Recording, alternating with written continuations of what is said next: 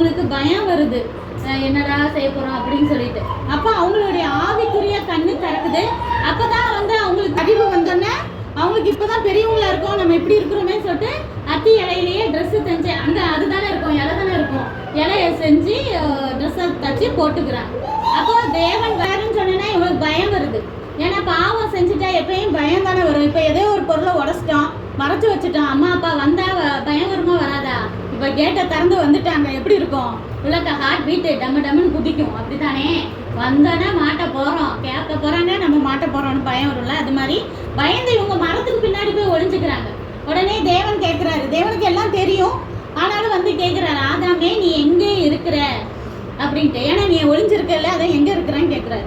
ஸ்பிரிச்சுவலாக தேவன் வந்து இது எல்லாரும் பார்த்து கேட்குற கேள்வி. ஏன்னா ஸ்பிரிச்சுவலாக ஒவ்வொருத்தவங்க தேவனையே தேடாமல் இருப்பாங்க, ஒவ்வொருத்தவங்க தேவனை தேடுறோம் சொல்லி கூட தப்பான ட்ராக்ல போகிறவங்க இருப்பாங்க. இல்லை அப்புறம் பார்த்துக்கலாம், வயசான பிறகு சர்ச்சுக்கு போய் தேவனை தேடிக்கலான்னு அசால்ட்டாக இருக்கிறவங்க இருக்கிறாங்க. அப்போது தேவன் ஒவ்வொருத்தரையும் நம்ம ஒவ்வொருத்தரையும் கேட்குறாரு, நீ எங்கே இருக்கிறாய் என்று.